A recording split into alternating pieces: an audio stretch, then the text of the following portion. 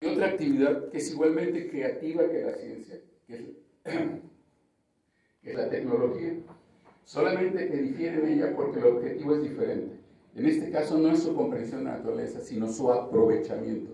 Nos vamos a aprovechar de la naturaleza, o sea, en el buen sentido de aprovechar, y los productos no son el conocimiento, sino son bienes de consumo y de servicio. ¿Okay? Pero para que haya tecnología se requiere que hubiera ciencia. El producto de la ciencia, como ya dijimos, es el conocimiento.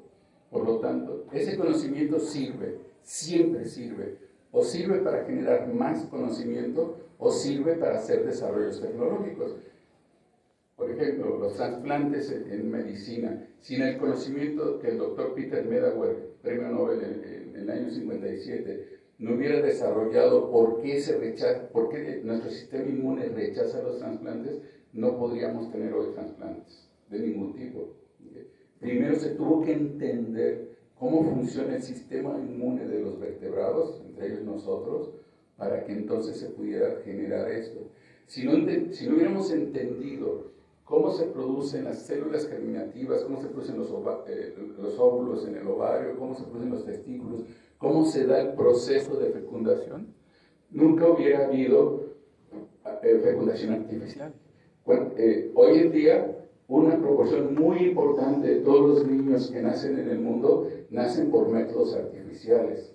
Una gran cantidad de parejas, si mal no recuerdo, como el 20% de la población mundial, en forma natural no pueden tener hijos. Pero gracias a esta herramienta de un profesor escocés que ganó el premio Nobel hace como 4 o 5 años, desarrolló una metodología que permite poder tener esa fecundación en el laboratorio y luego implantarlo en el útero de la madre y tener hijos. ¿Okay? Bueno, así como hay muchas parejas que no desean tener hijos, también hay muchas parejas que no los pueden tener y sí desean tenerlos. Entonces, pero si este profesor primero no hubiera estudiado por muchos años cómo se lleva a cabo todo el proceso biológico de la fecundación, hubiera sido incapaz de generar la tecnología que permite ahora ir a una clínica de fertilidad y someterse a un tratamiento de fertilidad para tener hijos. Entonces, la ciencia solamente puede ser buena o mala, ¿okay? Y toda la ciencia buena genera conocimiento que es aplicado, o sea, todo el conocimiento sirve, o sirve para generar más conocimiento, o sirve para generar tecnología. Y entonces vienen las preguntas, dos muy importantes. ¿Qué hace el investigador? Y la otra, ¿por qué la investigación que estás haciendo le importa a la gente de la calle?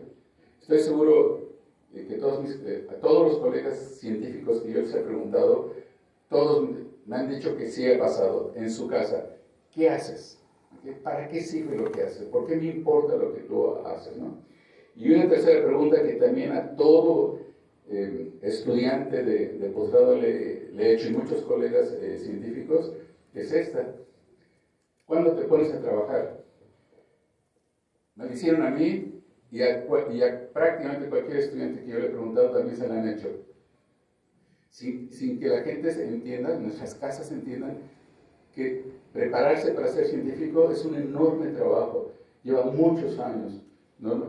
O sea, cuando uno termina la licenciatura, por lo menos 5, 6 o 7 años más de trabajo y luego 2, 3, 4 años de postdoc, es decir, una vez que uno termina la licenciatura y va a obtener su doctorado, va a hacer su postdoctorado y tal vez 10 años después de que termine la licenciatura va a estar listo para competir en el mercado laboral y cada vez es más exigente ese mercado. Cuando yo empecé mi carrera científica, prácticamente se ponían de tapete para que pasáramos a un sin doctorado. Hoy en día, si uno ve una convocatoria, por ejemplo, en el Instituto de Física, el Instituto de Fisiología Celular o cualquier institución, te pide doctorado y por lo menos un doctorado, postdoctorado o 2 o 3 postdoctorados, 5, 6, 7 publicaciones y que ya seas miembro del SNI por lo menos en el nivel 1. Entonces, las circunstancias han cambiado de manera muy, muy importante. Y entonces, voy a empezar con una serie de consejos, pero lo quiero empezar al revés de como normalmente uno empezaría una plática de esta naturaleza. Primero, ¿cómo fallar? ¿Cómo voy a fallar si decido ser científico y voy a fracasar. Bueno, para empezar, no tener confianza en mí mismo. O sea, la falta de confianza es una falla muy, muy importante en la mayoría de los estudiantes de posgrado y desde luego los investigadores jóvenes que están empezando su carrera.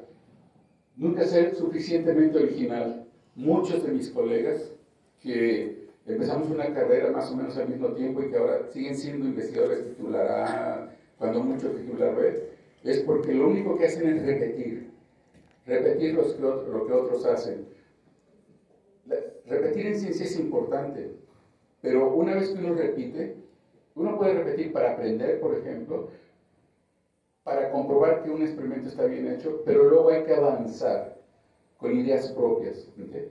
Pero si uno nada más se queda repitiendo, uno se va a quedar siempre en un nivel completamente estancado. Y eso está ligado pues, con no tener grandes expectativas. ¿Okay?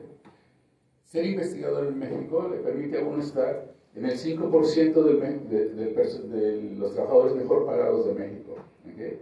Cuando uno es de titular en adelante, ese es el salario que recibimos, está en ese nivel. Entonces uno puede pasársela bien ahí, nadando de muertito, como decimos vulgarmente, es decir, manteniendo solamente el mínimo para que en las evaluaciones nos vaya bien, ¿okay? Pero sin tener más ambiciones. ¿Okay? Escribir malos proyectos, bueno, no es que uno quiera escribir a fuerza malos proyectos, no, pero uno nunca aprendió durante sus estudios de doctorado normalmente. Nuestros profesores, con pocas excepciones, enseñan a sus estudiantes a escribir proyectos. El año pasado el CONACYT publicó una sola convocatoria para la gente que hacemos investigación básica, que fue un proyecto que fue de fronteras, y se recibieron miles de propuestas, y pues van a financiar unas cuantas. Entonces, hay que escribir los mejores proyectos posibles. ¿Para qué? Para que siempre queden entre los primeros y esos sean los que son los que van a tener financiamiento. ¿Okay? Y luego, cuando uno es investigador joven y está empezando su carrera, los investigadores seniors somos muy abusivos, porque le pasamos a ese investigador joven toda la carga administrativa que nosotros no queremos. Le pasamos un montón de clases, le pasamos el coordinador de posgrado, le pasamos jefe de los seminarios de investigación, bueno, todo lo que no queremos hacer, los que ya tenemos experiencia en eso y vemos que es mucha carga, se lo pasamos. Hay que evitarlo. Cuando uno está empezando su carrera, nunca aceptar ese tipo de cargas administrativas. Seguramente le va a tocar en algún momento de su carrera, pero es mejor que ya sea un investigador muy bien establecido, que tiene un grupo de trabajo que a lo mejor funciona casi solito, por inercia, y entonces sí puede aceptar alguna carga de trabajo porque lo va a distraer de manera muy, muy importante. Yo conozco en el CICI una gran cantidad de gentes que han aceptado cargas administrativas y lo primero que sucede es que salen del SNI. Y eso tiene una serie de consecuencias académicas importantes. ¿Por qué? Porque se dedicaron solamente a la parte administrativa. ¿Okay? Bueno, algunos otros aspectos que hay que tener en cuenta es que a veces hay que tener una vida fuera de los laboratorios, absolutamente sí. ¿Okay? Hay que ser muy organizados para que nunca se lleve uno el trabajo a casa. A veces es materialmente imposible, sobre todo si el estudiante el viernes se le acaba su plazo para graduarse y le entregó la tesis el lunes al profesor y el otro día hay que mandársela al comité y entonces uno se pasa la noche leyendo la tesis con tal de apoyar al estudiante. Pero eso hay que evitarlo al máximo, de tal manera que cuando uno sale de su trabajo tenga otra vida, es leer, es otras actividades, etc. ¿Okay? Porque esas son siempre muy importantes para complementar su actividad de investigador. ¿Okay? Bueno, ¿cómo si ser un excelente investigador? O sea, esas son las cosas que hay que evitar y estas son las cosas que hay que perseguir. ¿Okay? Para empezar hay que escoger un problema real, por retador que sea. O sea, un problema difícil. ¿Okay? No hay que buscar las cosas fáciles, hay que buscar aquellas cosas de frontera. Les voy a mostrar ahora varios ejemplos de estudiantes que con su tesis doctoral ganaron el premio Nobel. ¿Okay? Algo muy importante, porque hoy en día esa es una plaga enorme que está manchando la investigación en todo el mundo, es la ética. En general, casi en ningún programa de posgrado del mundo se enseña a los estudiantes reglas éticas. ¿Okay? Esa rayita invisible que nunca se debe cruzar, prácticamente en ninguna escuela de posgrado se enseña, o sea, fuera de las clases de las carreras y de los posgrados donde la ética forma parte del estudio. Entonces, eso es algo muy importante. Lo que ya les comenté, usar el tiempo de manera muy inteligente, se requiere ser organizado, ¿okay? Para que alcance el tiempo. Y algo muy importante es aprender a escribir artículos y proyectos de investigación. Desde luego no lo va a aprender uno como investigador. Claro, ahí sigue uno aprendiendo, pero es crucial que durante sus estudios, y estoy hablando no solamente de posgrado, sino de la primaria, uno aprenda a leer y escribir. ¿Okay? Es increíble cómo sucede hoy en día que los estudiantes que llegan a los programas de posgrado no saben leer. Leen, pero no saben leer. ¿Okay? Porque leemos y luego platicamos sobre lo que leímos y parece que leímos dos cuentos diferentes. ¿Okay? Nada más pasaron sus ojos sobre las líneas, pero no hubo la comprensión de lo que estaban leyendo. No son capaces de hablar sobre lo que acaban de leer, y eso es una tristeza. ¿Cómo puedo hacer ciencia si voy a leer artículos científicos que me van a dejar una información científica importante detrás? Y luego lo leí, pero en realidad pues parece ser que no lo leí. ¿Okay? Entonces eso es muy, muy importante. La otra cosa, yo por ejemplo, en mis estudiantes, tanto en mi laboratorio como en mis clases, lo saben porque se los digo el primer día. Si me entregan un documento que tiene faltas de ortografía, es reprobado automático. A lo mejor soy drástico, pero no puede ser que un estudiante que ya está en un programa de doctorado o de maestría escriba con faltas de ortografía. No es admisible. ¿Okay? Entonces, de hecho, cuando me llegan a evaluar proyectos de varias instituciones o de los programas del CONACYT, lo primero que uno nota es que está lleno de faltas de ortografía, y luego la redacción. A veces no entiende uno lo que quiere hacer. Por más que uno quiera ayudar a la persona a que su proyecto no le vaya a ir tan mal, pues no entiendes lo que quiere hacer, no sabes cuál es el objetivo del proyecto, no sabes cuál es la pregunta que quiere contestar, no sabes cuál es la hipótesis de trabajo, qué metodología quiere utilizar, porque está muy mal escrito. Y luego los artículos, hay muchas revistas, muchas, que el editor en jefe, y ahora les voy a mostrar un dato, ve el artículo, y hay muchas revistas que si el editor en jefe ve una falta de ortografía, lo tira a la basura, de verdad, así, literalmente. Ni siquiera le informa al autor del artículo que su artículo ni siquiera pasó el filtro del escritorio, como le llamamos normalmente, que es el filtro del editor en jefe. ¿Okay? Entonces, es muy importante saber escribir con un buen lenguaje para podernos comunicar. Para los científicos, para los que nos vamos a dedicar a la ciencia, este es el método más importante con el que nos vamos a comunicar. Vamos a escribir proyectos que otra gente que no nos conoce va a leer y nos va a evaluar. ¿Okay?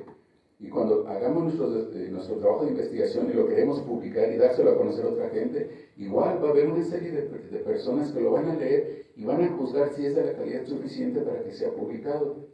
Si yo no lo escribo correctamente, si no transmito mis ideas de manera coherente, clara, etc., pues me lo van a rechazar. ¿Okay? Y voy a fracasar. ¿Okay? Entonces, y además hablar, bueno, ya escucharon, yo trabajo en el CICIC, en el CICIC de Mérida, y algo que me fascina de Yucatán, de su cultura, es la forma de hablar. Me parece el lugar del mundo donde se habla el mejor español del mundo, sobre todo por la construcción gramatical que está fuertemente influida por el maya. El español que se habla en Yucatán tiene 20%, probablemente un poco más, de palabras mayas. Entonces, cuando uno habla con una persona nativa de Yucatán, con un estudiante nativo de Yucatán, que toda su vida ha estado en instituciones yucatecas, cuando yo llegué a Yucatán no los entendía, así cero. Tuve que aprender yucateco para poderlos entender. ¿Okay? Y claro, ahora, bueno, además tengo una hija de 5 años, ahora casi 5 años, que habla yucateco desde el acento hasta la construcción. Por ejemplo, dice, no busco mis muñecas. ¿Okay? ¿Qué significa? Que no encuentro sus muñecas. ¿Okay? Y así, porque como hay cientos de expresiones. Pero ahora imagínate, y los estudiantes nativos de Yucatán sufren mucho cuando se preparan para su programa de doctorado. ¿Por qué? Porque imagínense que van a un congreso en la Ciudad de México y dicen que estaban chicoleando sus matraces y no buscaban la sacarosa. Pues no van a entender nada, ¿no? Porque chicolear es poner sus matraces en un orbitador para que se agiten, ¿okay? Y están usando buscar por encontrar, ¿okay?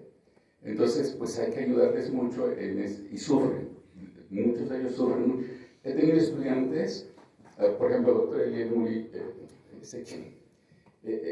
Ruiz May, que ahora es investigador en el INECOL en Jalapa, que preferimos que su tesis la escribiera en inglés que en español. Porque su lengua materna era maya. Cuando llegó con nosotros, su español todavía era muy malo. Y escribía horrible. Bueno, sigue escribiendo horrible. Entonces yo preferí que aprendiera inglés porque de cualquier manera tenía que pasar su examen de inglés para el doctorado, etcétera, etcétera. Y lo aprendió muy rápido.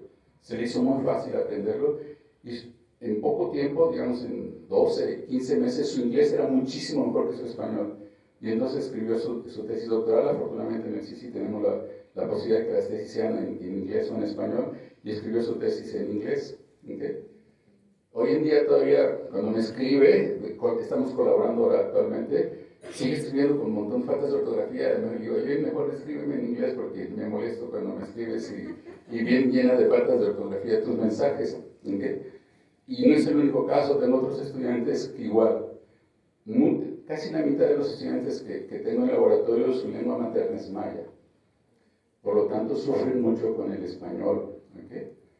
Bueno, entonces, es muy importante. La otra cosa muy importante es, hay que olvidarnos de los envidiosos.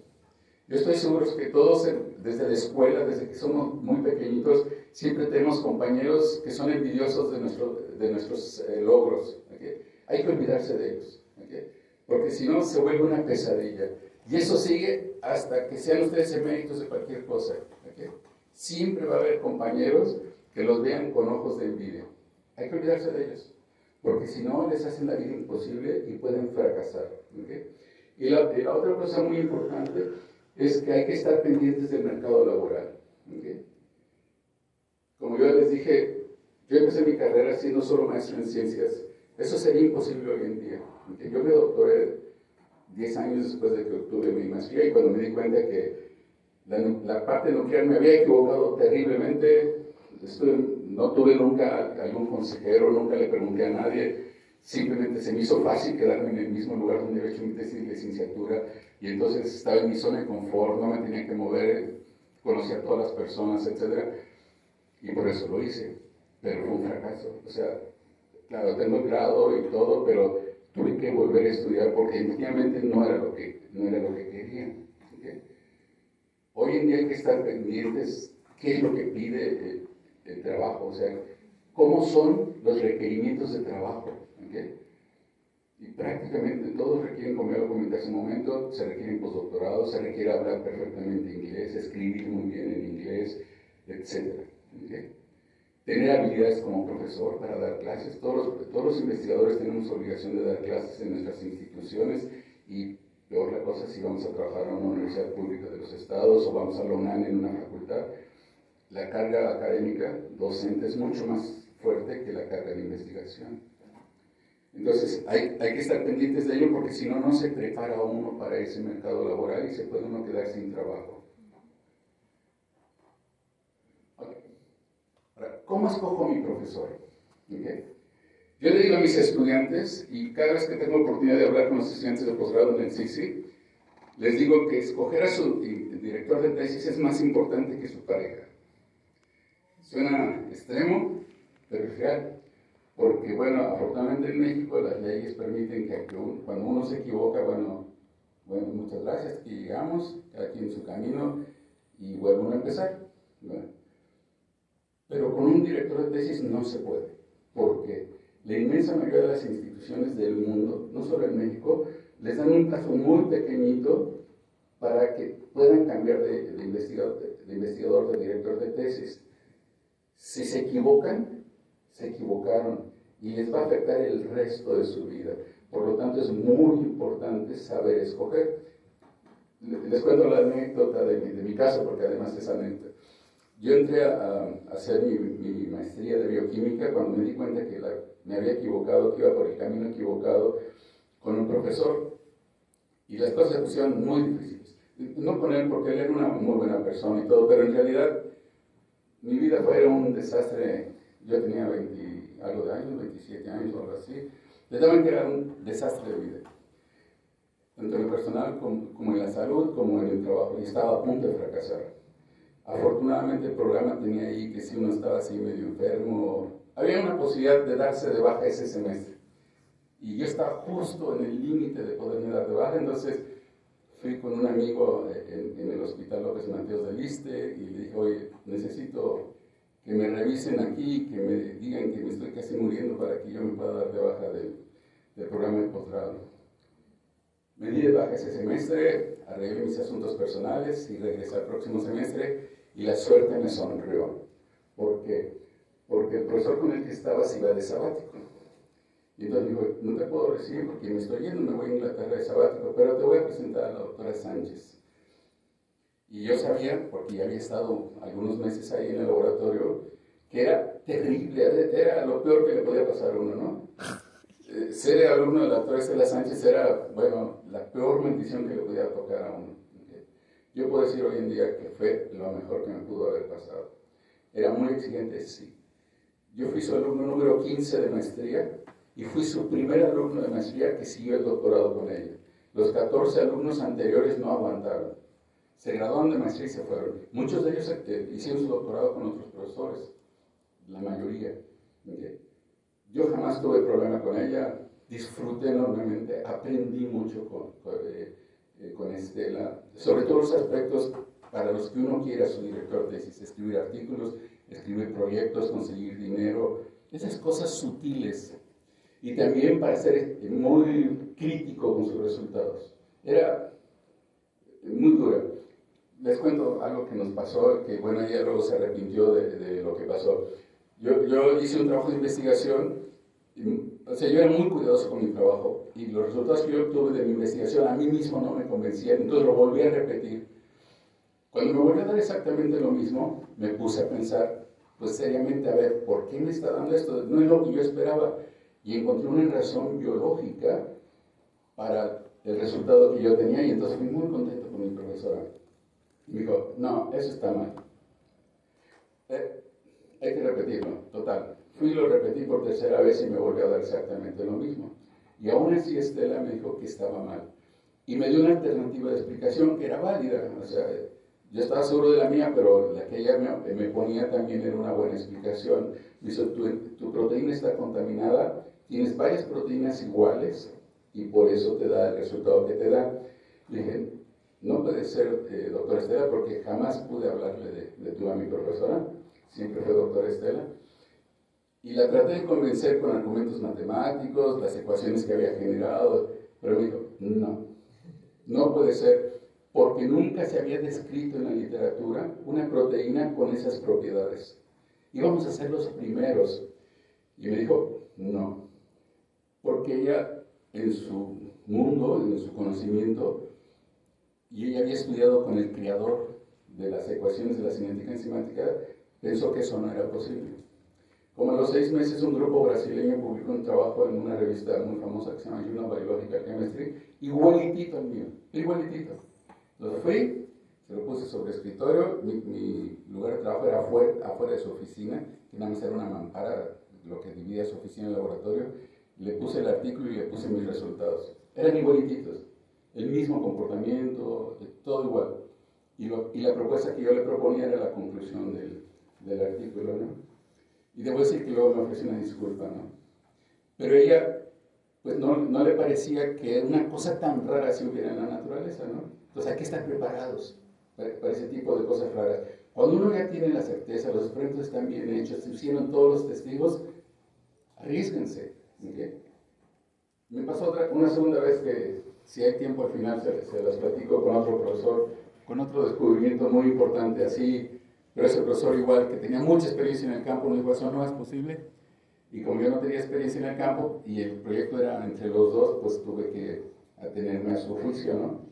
Claro, él nunca me ofreció una disculpa, pero él se equivocó. Entonces, ¿cómo escoger un buen asesor? Hoy en día, me voy a saltar varias transparencias porque todo eso de lo que les estoy hablando y voy a llegar aquí. Hay muchas formas de hacerlo. La primera y más importante es pregunten. Que ustedes quieren trabajar con el doctor Loyola para hacer su posgrado, pregúntenle a los estudiantes del doctor Loyola qué tal es. ¿Okay? O entren a la página web del CICI y busquen al doctor Loyola y vean si ahí está su currículo. ¿Okay? O busquen al doctor Loyola en el Google Scholar. Hay una serie de herramientas que tienen hoy en día para que vean si el doctor Loyola está publicando, si tiene alumnos graduados, etcétera, etcétera. Porque todos esos son signos de poder escoger a un buen profesor. ¿Okay? Debe estar publicando. A lo mejor no mucho, porque a lo mejor es muy exigente y entonces publica poco, pero muy bueno y con frecuencia. O sea, si un profesor no publica en 3 años, algo anda mal. 3 años es un lapso de tiempo suficiente como para poder publicar una buena historia. Si en 3 años no lo ha hecho, algo anda mal. Pero también es cierto que si es un profesor que publica 200 artículos al año, pues algo está mal también, ¿verdad? Porque no es posible que pueda... Y hay gente que publica no 200, 400 artículos al año. ¿Okay? Entonces, pues no los vale, ni siquiera los lee, ¿verdad? Entonces, ¿y sus artículos qué tan citados son? O sea, si la investigación si ese investigador está haciendo, háganlo. Miren, por ejemplo, yo tengo una hija que estudió en Cambridge, hizo su doctorado en Cambridge y ahora trabaja